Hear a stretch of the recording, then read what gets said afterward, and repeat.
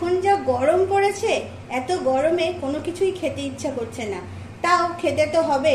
তার জন্য আমি আজকে বানাচ্ছি ভীষণই হালকা পাতলা একটা রান্না। আমার আজকের রেসিপি ডাটা দিয়ে একটা তরকারি। আমার ডাটা দিয়ে তরকারিটা করার জন্য আমার লাগছে এখানে ডাটা।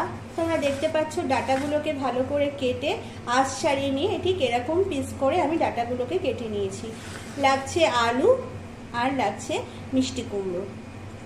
আমি কড়াইতে বসিয়ে দিয়েছি সর্ষের তেল, আর তেলটাও গরম হয়ে গেছে। আমি এর মধ্যে দিয়ে দিচ্ছি কালো জিরা ফোড়নের জন্য।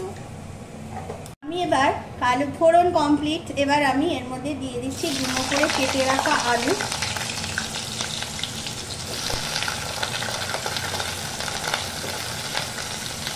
আমি দিয়ে দিচ্ছি সামান্য পরিমাণে নুন।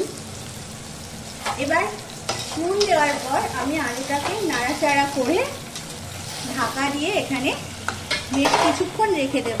যখন আমি এখন কিন্তু কুমড়ো বা ডাটা আমি দেব না, যখন আলুগুলো বেশ ভালোভাবে নরম নরম হয়ে আসবে তখন আমি এখানে মিষ্টি কুমড়ো আর ডাটা এর মধ্যে দিয়ে দেবো। তোমরা দেখতে পাচ্ছ বন্ধুরা, আমার এখানে কিন্তু আলুটা একদম নরম হয়ে গেছে। দেখো আর কেমন আলুটা নরম হয়েছে, তোমরা নিজেরাই দেখে নাও। এবার আমি এই পর্যায়ে এসে এখানে দিয়ে দেব মিষ্টি কুমড়ো আর ডাটা দিয়ে আরেকটু সামান্য পরিমাণে নুন দিয়ে এটাকে আমি ঢেকে রাখবো আর ভীষণ ভালোভাবে এটাকে নরম হতে দেব। এখানে কিন্তু বন্ধুরা আমাদের আলু ডাটা মিষ্টি কুমড়ো সব একদম সুন্দরভাবে নরম হয়ে গেছে। এবার আমি এখানে দিয়ে দিচ্ছি খুব সামান্য পরিমাণে গুঁড়ো হলুদ আমি ব্যবহার করছি। এখানে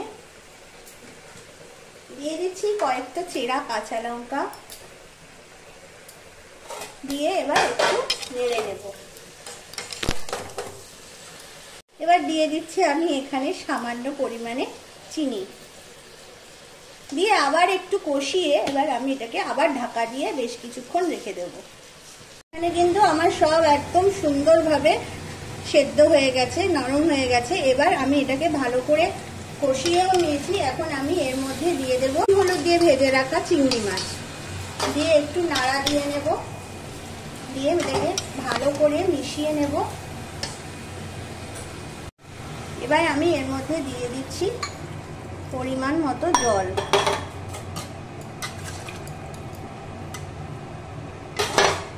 আমি এখানে কড়াইতে একদম পরিমাণ মতো জল দিয়ে দিয়েছি। এবার এটাকে ঢাকা দিয়ে গ্যাসটা সিমে রেখে দেব। তারপর আস্তে আস্তে নরম ফুটে উঠলেই কিন্তু রেডি আমাদের আজকে ডাটা আলু মিষ্টি কুমড়ো আর চিংড়ি দিয়ে রেডি একটা ডাটার ঝোল বা তরকারি। গরমের মধ্যে এই শরীর ঠান্ডা রাখা ডাটার তরকারি একদম রেডি সার্ভ করার জন্য। তোমরাও বাড়িতে এই রেসিপিটা ট্রাই করো আর আমাকেও কমেন্ট করে জানাও তোমাদের এই রেসিপিটা কেমন লাগলো। আমি কিন্তু তোমাদের কমেন্টের অপেক্ষায় বসেই থাকি অধীর আগ্রহে। আর আমাদের চ্যানেল স্টে উইথ সৌভিককে কিন্তু অবশ্যই সাবস্ক্রাইব করো। আজ এই পর্যন্তই, টাটা।